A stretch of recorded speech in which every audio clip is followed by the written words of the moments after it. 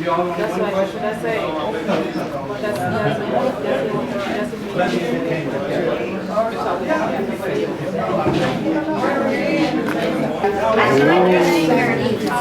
Joe, thank you for coming. Over here. Thank you. Everybody up. Let's go. Whoa. Hello. All right. Welcome to whatever's going on today. No, actually, it's a wonderful show, and everybody's been working very hard to achieve it. And we're saluting women, obviously, which is very important. And without women, I guess most of us wouldn't be here. And also, a little salute to St. Patrick's Day, even though St. Patrick's Day was Friday. But nobody is going to deny an Irishman the chance to be talking about St. Paddy's Day. And we're serving the whiskey and the rye after the show's over. So you just be staying around for that. All right, ladies and boys. Okay, let us do something. Let me entertain you. Let me entertain you. Let me make you smile. Let me do a few tricks. Some old and then some new tricks. I'm very versatile. And if you're real good, I'll make you feel good. I want you to life. So let me entertain you. And we'll have a real good time. Yes, sir. We'll have a real good time. Okay, we'll stop there. There you go. Okay, that was good. That was terrible. But we won't tell anybody. Let me make. Oh, that's the wrong song. Okay. Irish Lullaby, Linda. Tura Lura Lura. Over in Ceremony many years ago. Oh, many, is it on? Yeah, Right. it's working. Many years ago, my mother sang a song to me in tones so sweet and low. Just a simple little ditty in her good old Irish way. But I'd give the world if she could sing that song to me this day. Toora-lura-lura, toora-lura-lie, toora-lura-lura, hush now, don't you cry. Toora-lura-lura, toora-lura-lie, toora-lura-lura, it's an Irish lullaby. Yay!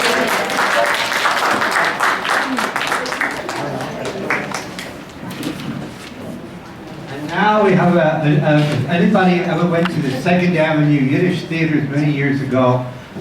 You remember there was a whole culture going around to the Yiddish theater.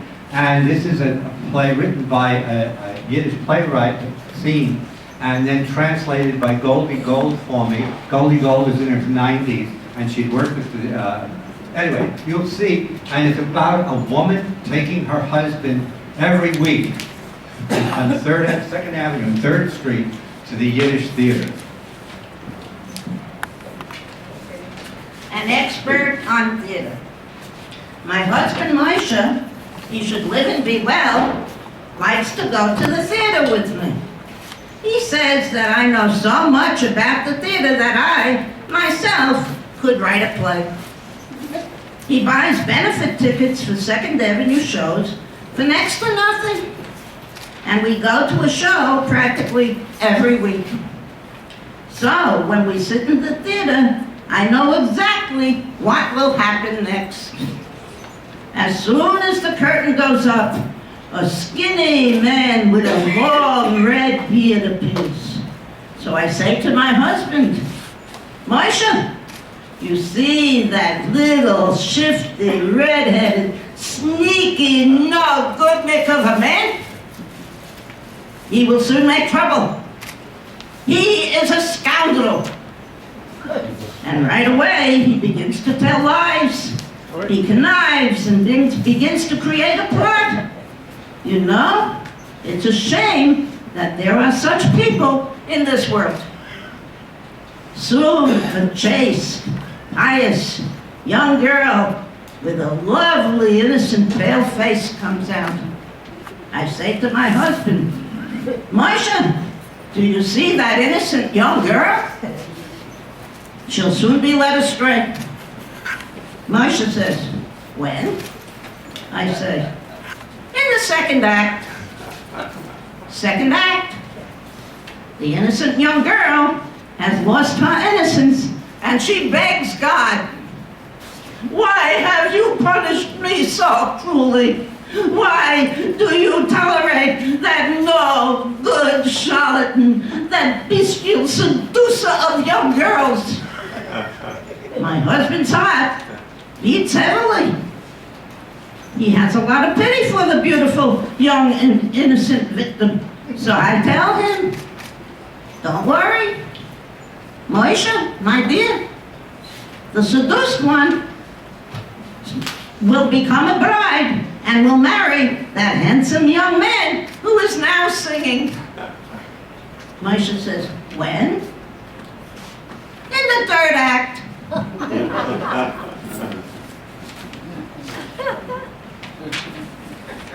Third act.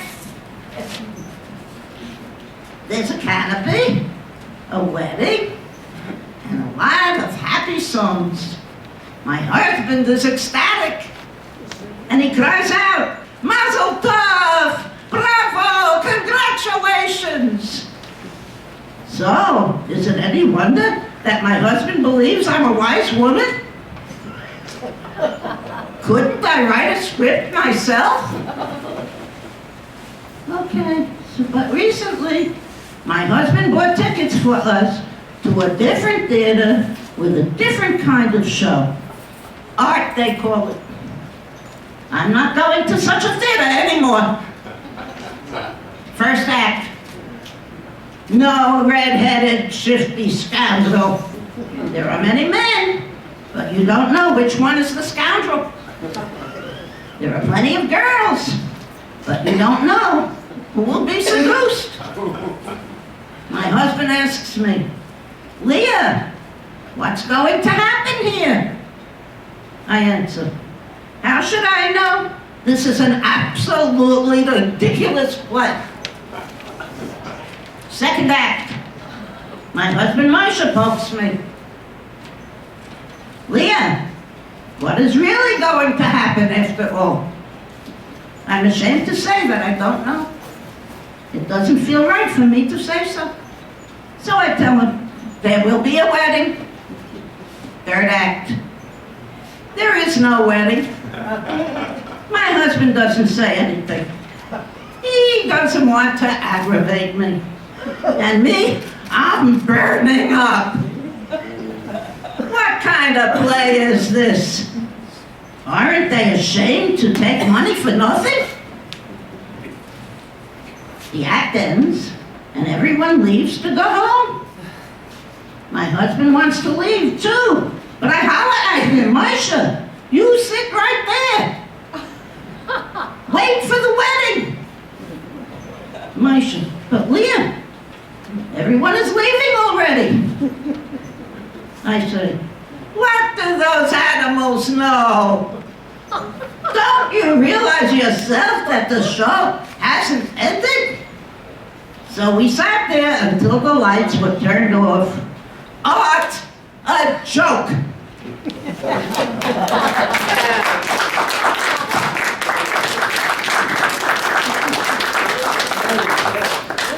Don't worry, be happy. Al is here to sing for you. The first time I set foot in Isaac's was about 15 years ago, I think. And I had just finished a career as a civil servant. And they had a band here with Al and Vi. And I sat and watched them for about a month. And they said, why don't you come up and sing? I said, you can't be serious. Me get up and sing? I'm a civil servant. He said, give it a shot. I'm sorry to see that Al and Vi are not here anymore. And I think that one of the things that is missing in a lot of senses is a little bit of sentimentality. Al and Vi were here for 15 years, they left. I don't see anybody saying, gee, it's sad that they left. I feel very sad that they left unceremoniously. They didn't. I understand that they fired the piano player, who was a wonderful, wonderful man. At any rate, I tried to sing, and now I consider myself kind of a singer. And I was trying to think of something to sing for, what is it, Women's Day? Yeah. And I thought of a guy named Bob Marley, who is from Jamaica, and who was the premier calypso singer in the world. He built in Jamaica a house next to the Prime Minister that was twice as big as the Prime Minister's house, which tells you something. But he used to sing, "Don't worry, be happy. Don't worry, be happy. Don't worry, be happy. Three little birds perched on my doorstep, singing sweet songs of melodies pure and true, singing, this is my message to you. Don't worry, be happy. Don't worry, be happy. Three little birds perched on my doorstep, smile at the rising sun. Don't worry, be happy. Don't worry, be happy. Don't worry, be happy.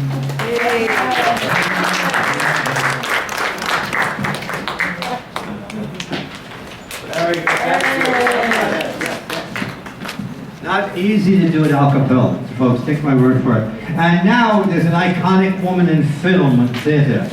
And we are going to go to Sunset Boulevard. If you remember the film, the beginning of the movie, she wants to bury her pet monkey. And the monkey's a large monkey.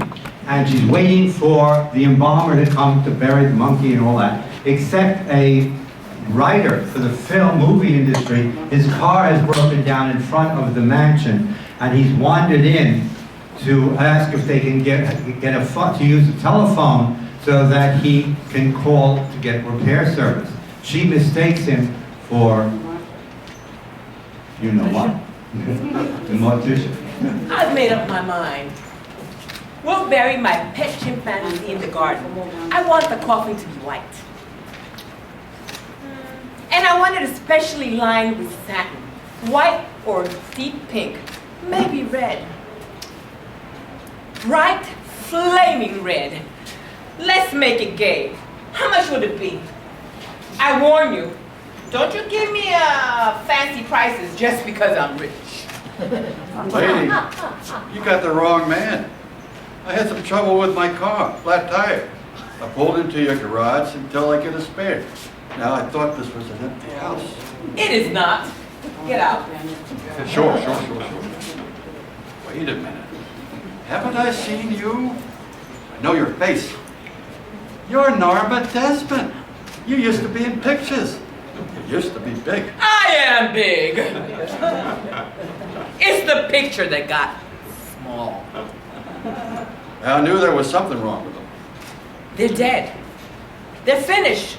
There was a time when this business had eyes on the whole world. But that wasn't enough. Oh no, they wanted the ears of the world too. So they opened their big mouths and out came talk. Now that's where the popcorn business comes in. You buy yourself a bag of popcorn and then you plug in your ears. Look at them in the front office, the masterminds. They took the idols and smashed them. The Fairbanks, and the Chaplins, and the Gilberts, and the Valentinos. And who have they now? Some nobody. A lot of pale little frogs croaking. Quack. Well, don't blame me. I'm not an executive. I'm just a writer. You are? Writing words? Words? You made a rope of words and strangled this business, but there is a microphone right there to catch the last gurgles. And Technicolor to photograph their red swollen tongues. We don't need dialogue. We had faces then. There just aren't any faces like that anymore. Well, maybe Garbo. Those idiot producers, haven't they got any eyes? Have they forgotten what a star looks like? I'll show them. I'll be up there again. So help me God, I'll... Get out! Wait. Just a minute. Next time I'll bring my autograph album along. Or maybe a hunk of cement so you can put your footprints in it. Just a minute. Just a minute. You're a writer? You said, are you? Aren't you? I think that's what it says on my driver's license. And you have written pictures, have you? I sure have. The last one I wrote was about cattle rustlers. Before they were through with it, the whole thing played on a torpedo boat. How long have you written pictures? Haven't you? Well, yeah. It depends what kind of movie it is. Whether it's Donald Duck or Joan of Arc. This looks like enough for 6 pictures. How long is a movie script these days? I mean, how many pages? You got 6 pages. You got 6 pictures there. Let me tell you. This is a very important picture. I have written it myself. Took me years. It's the story of Salome. I think I've had DeMille directed. We made a lot of pictures together. Uh-huh. And who will play Salome? Who else? Only asking.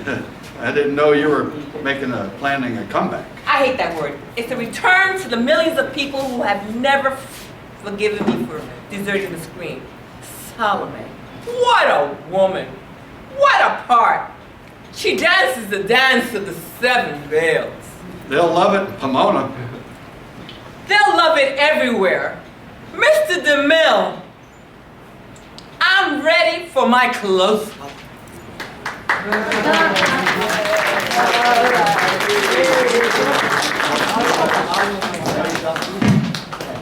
Now Myrna is going to do her own interpretation with the chorus. They'll get signs. Are they ready? All right, this is a big production. Okay.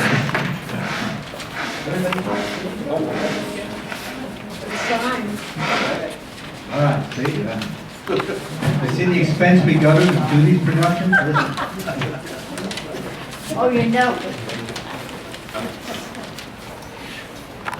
We gotta keep going where we're going. What do we have to do? We have to get our government do what it should do. What do we do here? Who will be here? What'll be the big surprise?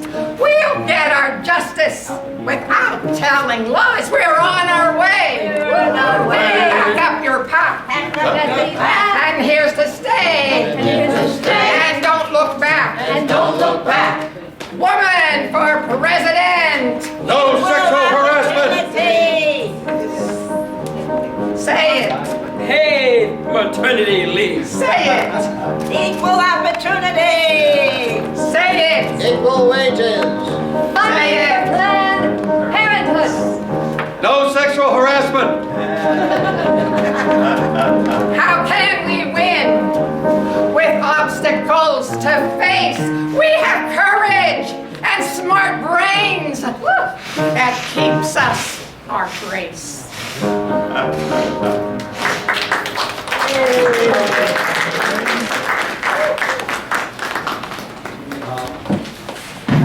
We now have a short little scene from Plaza Suite. What has happened, Christine, as you know, had a little altercation with, so she's in the hospital. I don't know if she's come home yet, but anyway, so she was going to do this, but Florence is going to fill in for her. And this is from Plaza Suite. What has happened is they're at the plaza. It's the wedding of her daughter. And her daughter has just come in the wedding gown, all beautiful. Everybody's ready to get going. And what has happened? The daughter has locked herself in the bathroom and won't come out and doesn't say a word from inside the bathroom. So the mother is calling downstairs to try to get the husband up. But first, she has to go through the bridegroom's father.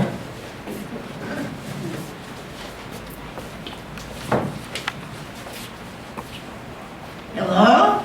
Hello, operator. Can I have the blue room, please? The blue room. Is there a pink room? I want the Hughley Einsfield wedding. The green room, that's it. Thank you. Could you please hurry? Operator, it's an emergency.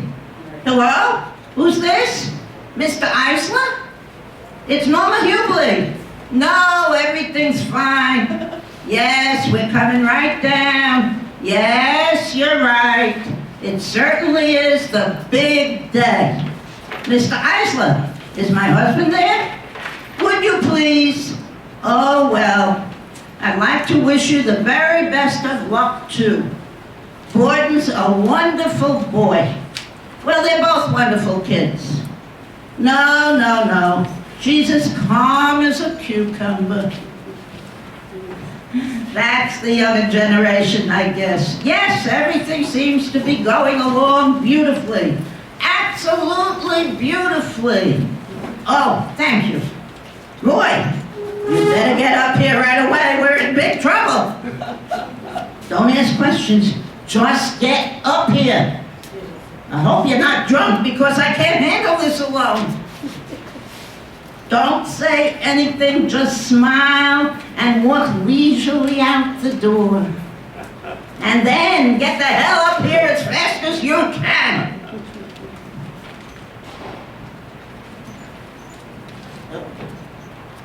Sorry, I can't help it. Okay. Now, I want you to come out of that bathroom and get married. Do you hear me? I've had enough of this nonsense. Unlock that door. Mimsy, darling, please come downstairs and get married. You know your father's temper. I know what you're going through now, sweetheart. You're just nervous. Everyone goes through that on their wedding day. It's going to be all right, darling. You love Borden, and he loves you. You're both going to have a wonderful future. So please come out of that bathroom. Mimsy, if you don't care about your life, think about mine. Your father will kill me. Oh God, he's here. Mimsy, please spare me this. If you want, I'll have it annulled next week. But please, come out and get married. All right, I'm letting your father in, and heaven help the three of us. That'd be good. Very good. That'd be good. Yeah. The Moon for the Misbegotten.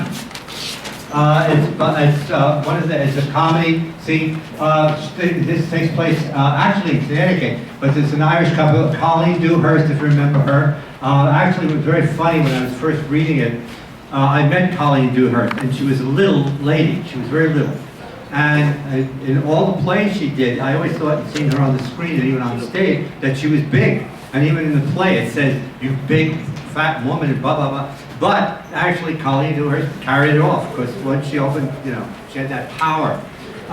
So, she is an Irish working farm girl, and her father is a little drinking Irishman who's drinks a little bit too much. And what she's done is taken some of his money that they hide in a little sack under the house and given it to the handyman so he could get away and start a new career. So the father is coming in looking for the handyman and what's happened to his money, and to talk and sees his daughter there.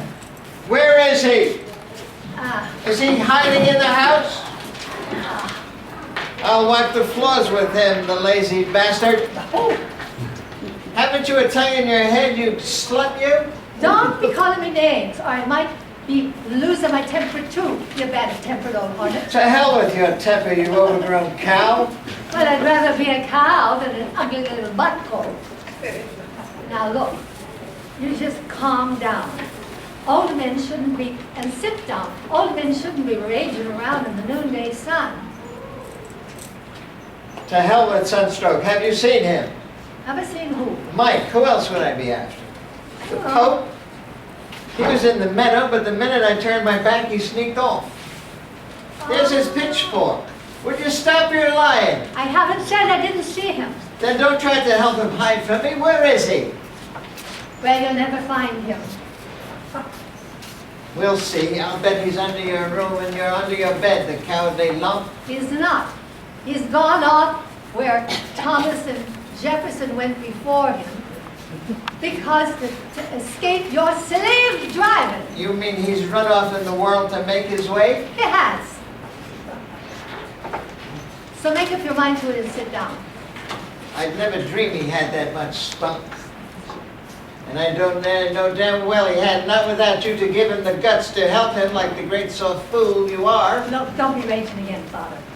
Don't be raging again, Father. You've stolen my satchel to give to him, I suppose, like you did before for Thomas and John. Hey, it was my satchel too. Didn't I help you on the trade to the horse when you got Crowley's to throw in the satchel? I was up all night fixing that nag's forelegs so it wouldn't buckle together before the Crowleys had it for a day or two. You've a wonderful way with animals. God bless you. Ah, Do you remember the two Crowleys came back to give me a beating and I licked them both? sure I did. You're a wonderful fighter. Oh, sure you could give Jack Dempsey a run for his money. I could, but don't try to change the subject and fill me with Barney. All right, then I'll tell you the truth. They were getting the best of you when I ran out and knocked one of them tail over tin cap, cup against the pig pen. You're a liar. They was begging for mercy before you came. Oh, You thief, you. You stole my fine satchel for that lump. And I'll bet that's not all. I'll bet like when Thomas and John sneaked off, you... Listen, Josie. it was my you satchel found where I- if too. you found where I It was my satchel too. If you had... It was my satchel too. Didn't I help you with the horse? I never yet laid hands on a woman. Not when I was sober. But if it wasn't for that club, Ah, a fine curse got put on me when he gave me a daughter as big and strong as a bull. And as vicious and disrespectful. By God, look at you standing there with the club. If you ain't the damnedest daughter in Connecticut, who is? and if you ain't the damnedest father in Connecticut.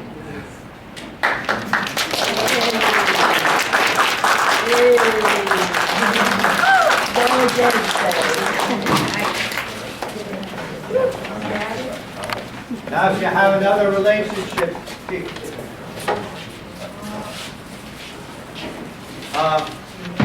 now that we have another situation with Daddy, when women talk to their daddies, there are many reasons why they call men Daddy. And this may be one of them. Oh, yeah.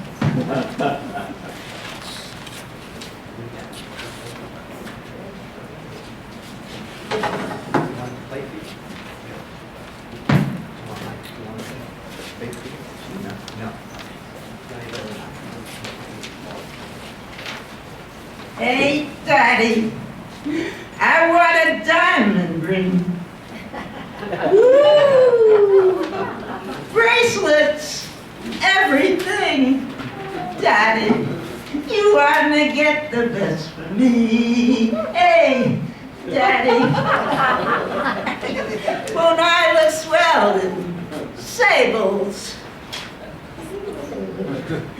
Clothes with Paris labels, Daddy. You want to get the best for me. It's an amazing revelation with a bit of stimulation. I'd be a big sensation. I'd be your inspiration. Daddy, I want a brand new car. Champagne. Can yeah. Daddy, you want to get the best for me.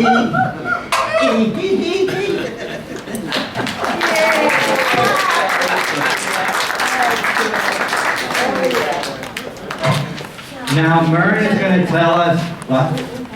Yeah, okay. We're moving our troops around. But Myrna is going to tell you why she will never get married again. It's a play. The character in the play just steps out in the middle of the show and starts talking to the audience. And it's called Double Solitaire.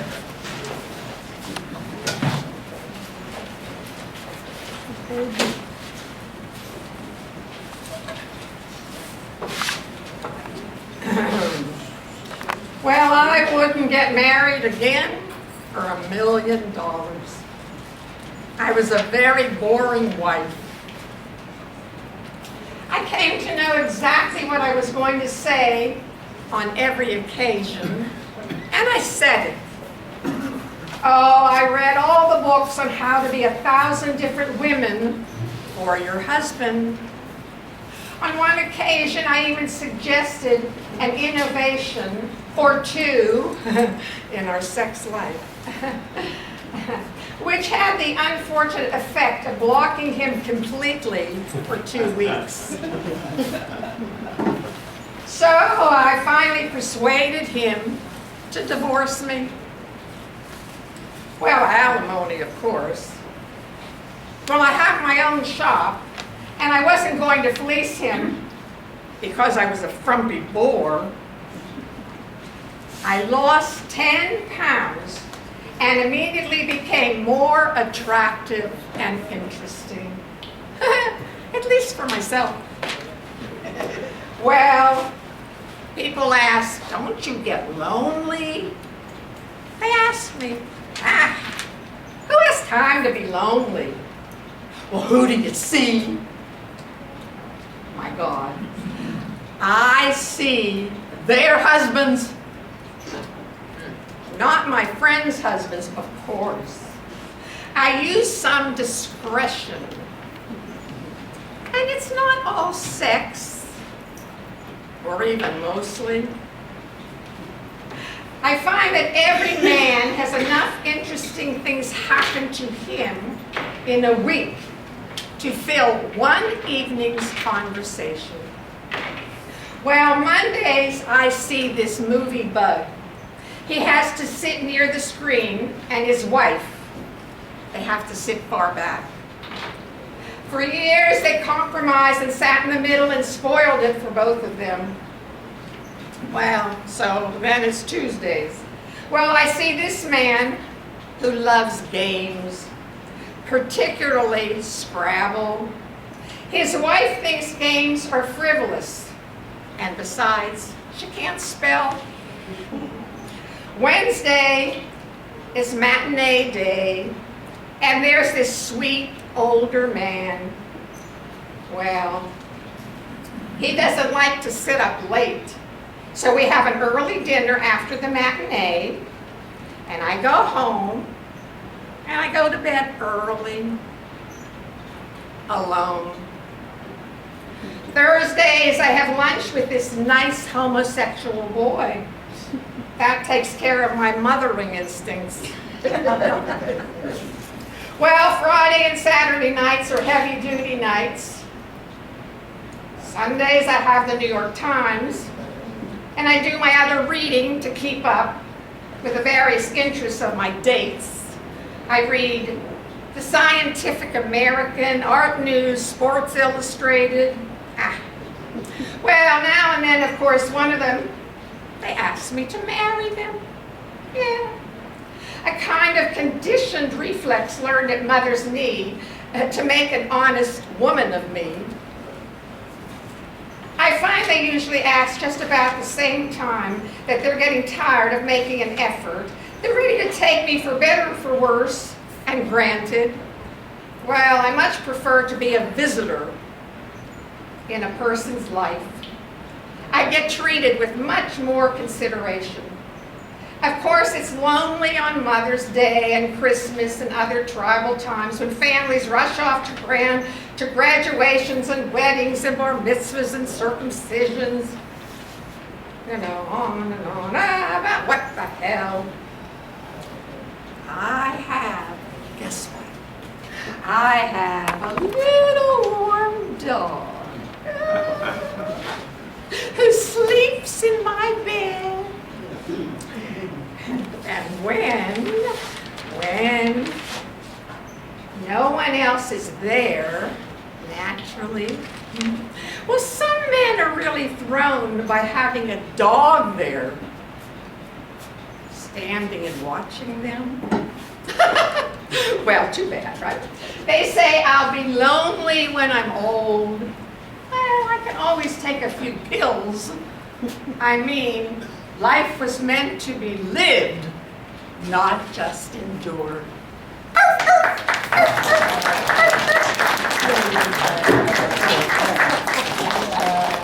Well, women have a lot of different jobs, and one of the oldest professions in the world is part of this next song, Never on Sunday, and we shall see if you get the message.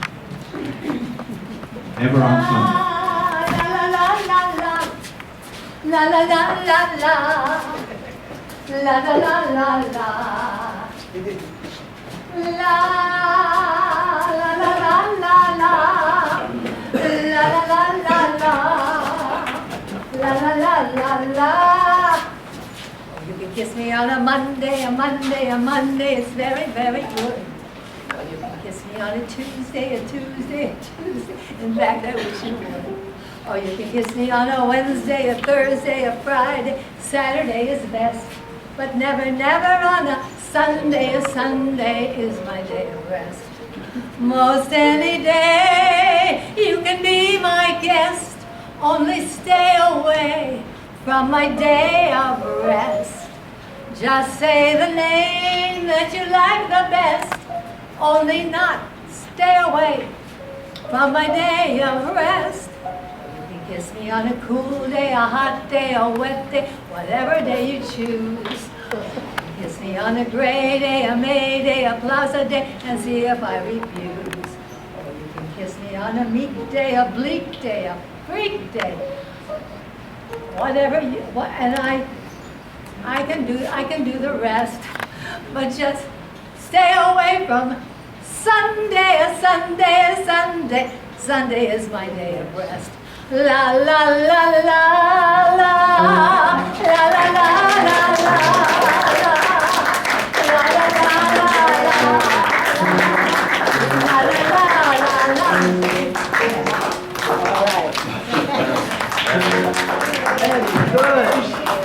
Now we mustn't forget that we're also because St. Patrick's Day is over, we simplified our Irish part of the show, but Inez is going to sing about Mary.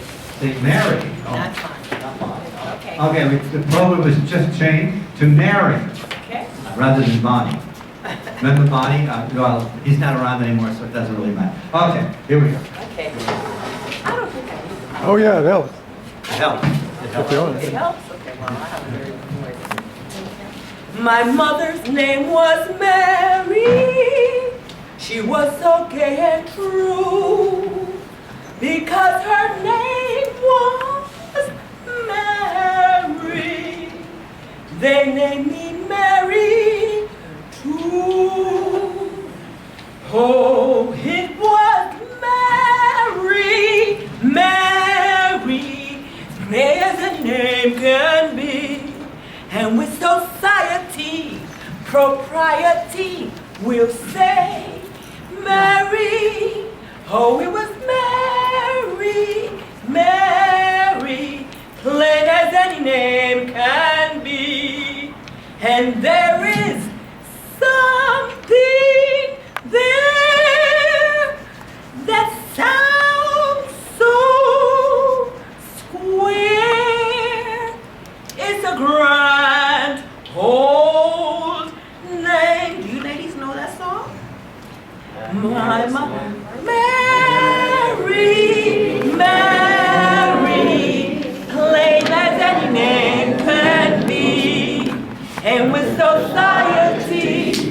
propriety will say Mary. Oh, it was Mary, Mary, plain as that name can be. And there is something there that sounds so square. It's a grand old name.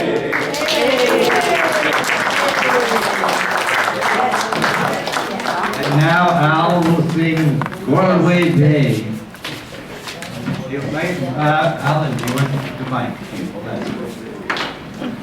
St. Patrick's Day, it seems like only yesterday.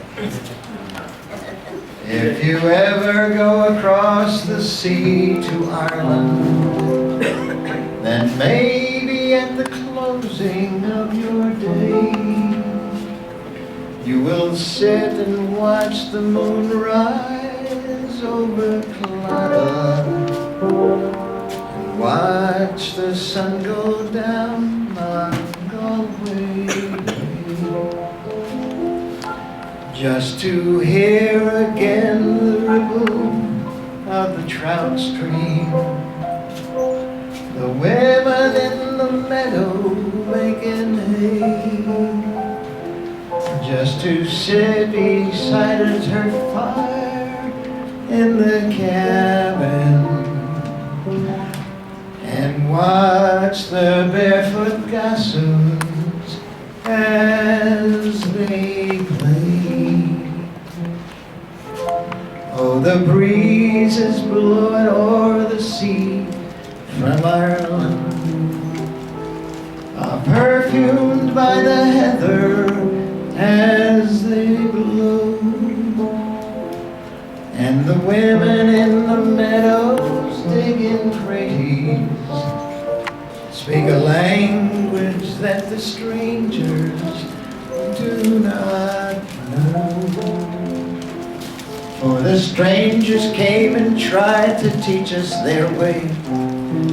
They scorned us just for being what we are, but they might as well go chasing after moonbeams or light a penny candle from a star. And if there is gonna be a life hereafter, and faith somehow I know there's gonna be, I will ask my God above to let me make my heaven in that dear land across the Irish Sea.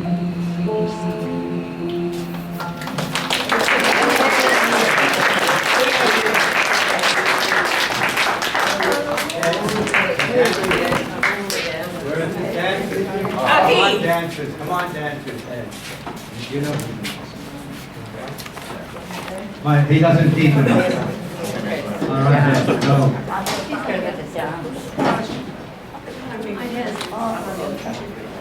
Oh, I come from Alabama with my banjo on my knee. I'm going to Louisiana for what Louis do for to see. Oh, Susanna, don't you cry for me. I'm going to Alabama with the banjo on my knee. Rained all night the day I left. There was so dry. Sun so hot, I froze to death. Susanna, don't you cry. Oh, Susanna, don't you cry for me. For I come from Alabama with the banjo on my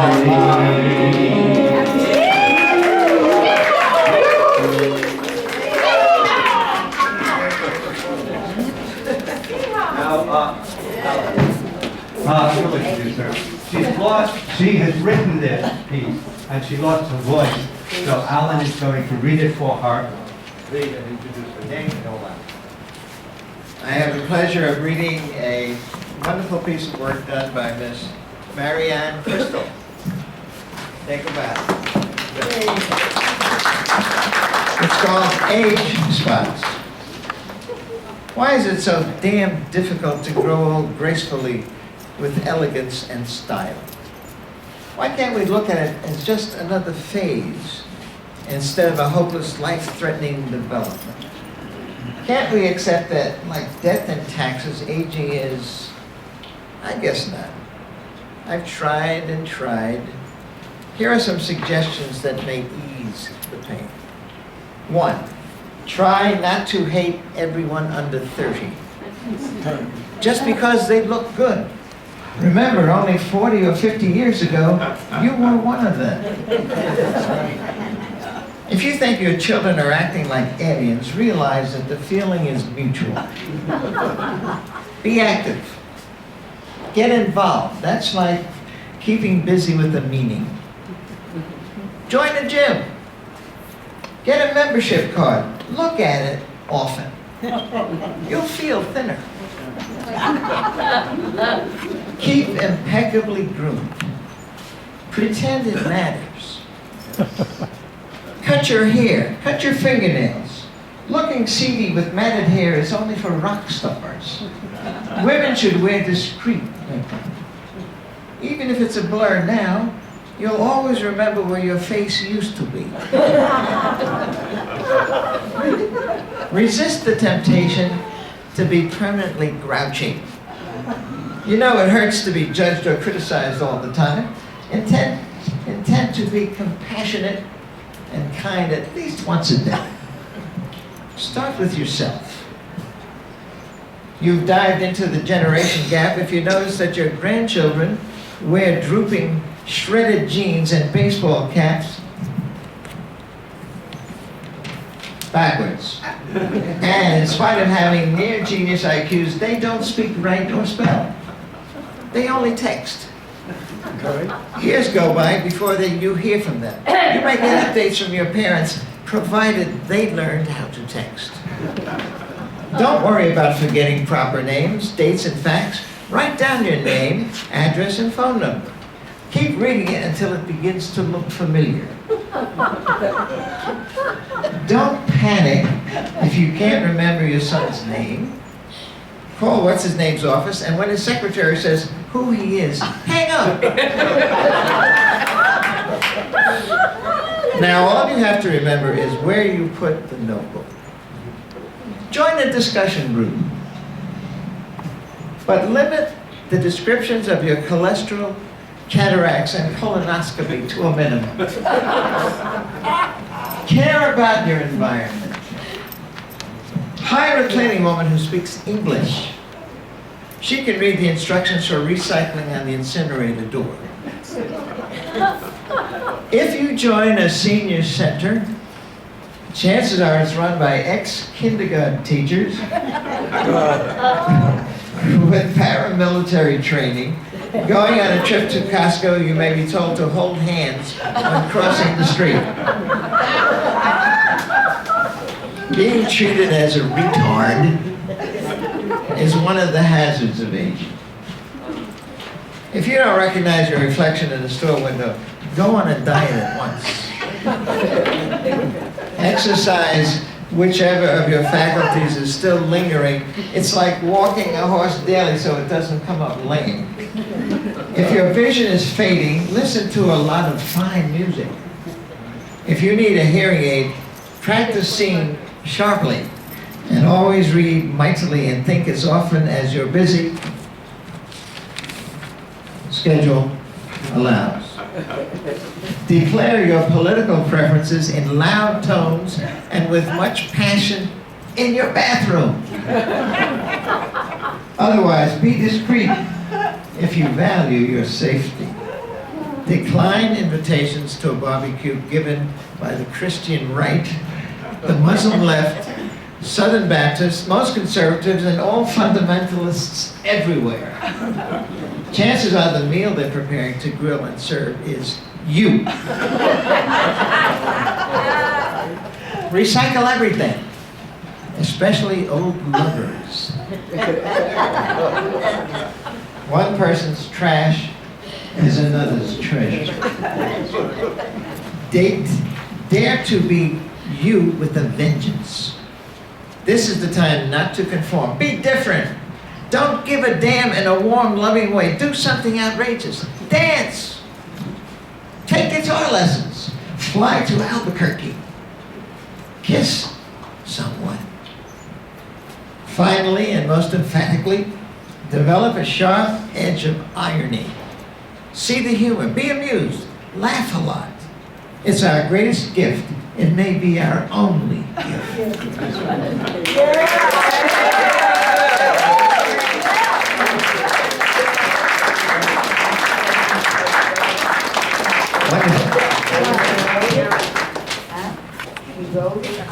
Yes, she wrote it. Yes, she's the author. She's written several other pieces that we may do in the future, so, I want you to know.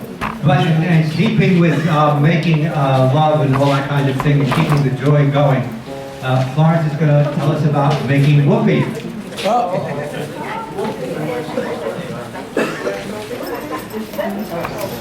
Another bride, another June, another Sunday honeymoon, another season, another reason for making whoopee. A lot of shoes, a lot of rice. The room is nervous. He answers twice. It's really killing that he's so willing to make whoopee. Picture a little love nest down where the roses cling. Picture the same sweet love nest. Think what a year could bring. He's washing dishes and baby clothes. He's so ambitious. He even sews. But don't forget, folks, that's what you get, folks, for making whoopee. Another year, or maybe less. What's this I hear? Can you guess? She feels neglected, and he's suspected of making whoopee. She sits alone most every night. He doesn't phone her. He doesn't write. He says he's busy. She says, is he? He's making whoopee. He doesn't make much money. Maybe 5,000 per. Some judge who thinks he's funny says you'll pay 6 to her. He says, no, Judge, suppose I fail. The judge says, budge, right into jail. You'd better keep her. I think it's cheaper than making whoopee.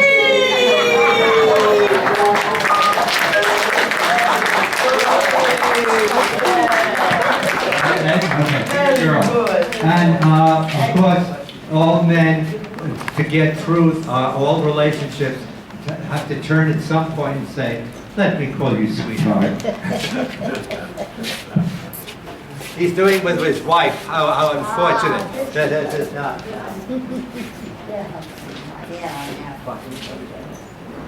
Let me call you sweetheart.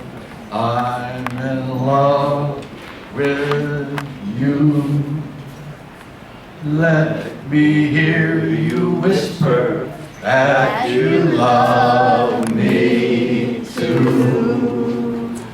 Keep your love light glowing in your eyes so true. Let me call you sweetheart. I'm in love with you.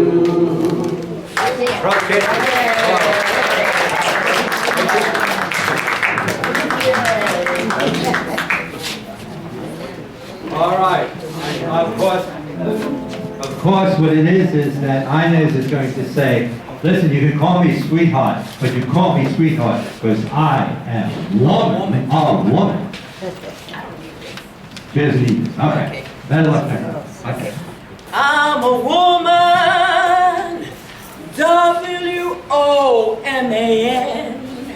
I'll say it again. I can rub and scrub the floors and make this house shine like a dime. Can I start again? Because I forgot the words, I'm sorry. That's all right. And I'm looking at it. And I'm a woman, W-O-M-A-N. I say it again. I can rub and scrub these floors until they're shining like a dime. Feed the baby, grease the car, and powder my face all at the same time. I can get all dressed up, go out and swing till 4. And then lay down to 5, jump up at 6 and start all over again. 'Cause I'm a woman, W-O-M-A-N. I'll say it again. 'Cause I'm a woman, W-O-M-A-N.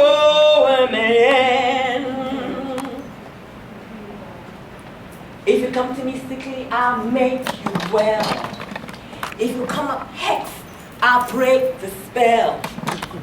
And if you're hungry, I'll fill you up with grits. Yes, I will. 'Cause I'm a woman, W-O-M-A-N. I'll say it again. I'm a woman, W-O-M-A-N.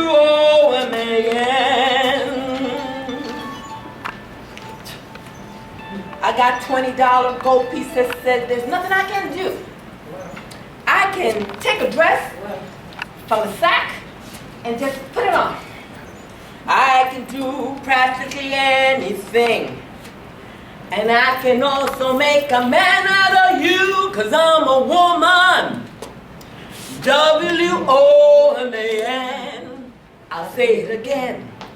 'Cause I'm a woman, W-O-M-A-N.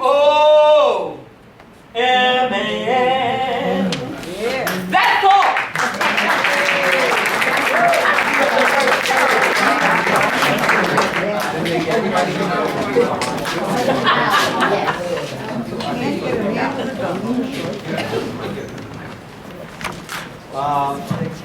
All right.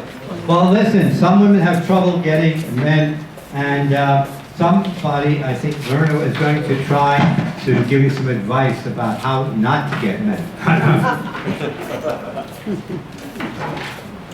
Oh, my mother was frightened by a shark, and they say that's why I'm such a wonderful shot. I'd be out in the cactus, and I'd practice all day. So now, tell me, what have I done? I'm quick on the trigger, with targets not much bigger than a pinpoint. I'm number 1. But my score with a feller is lower than a cellar. Oh, you can't get a man with a gun. With a pistol, I sparkle like a crystal. Yes, I shine like the morning sun. But I lose all my luster with a bronco buster. Oh, you can't get a man with a gun. With a gun, with a gun. I know you can't get a man with a gun. Oh, a man's love is mighty. He'll even buy a 94 dab, though he thinks isn't fun. But they don't buy pajamas for pistol-packing mamas. Oh, you can't get a man with a gun. And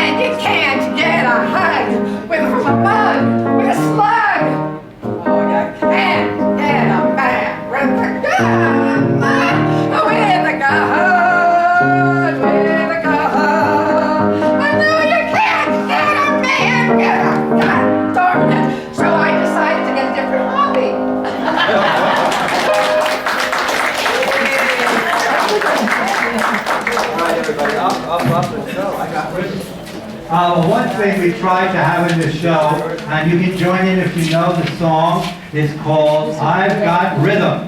And we do have rhythm, we try to keep our old age going. Come on, she was supposed to be in the show, but then she had to take care of her mother. So come on up to the girl. Come on, Lorraine. Just, all right. Give her a little bow because she, yeah, see, okay. You be up with it. Just stand. Okay. All right, 1 or 2 or 3, whatever it means. Okay. All right, who's going? Let's go. I got rhythm.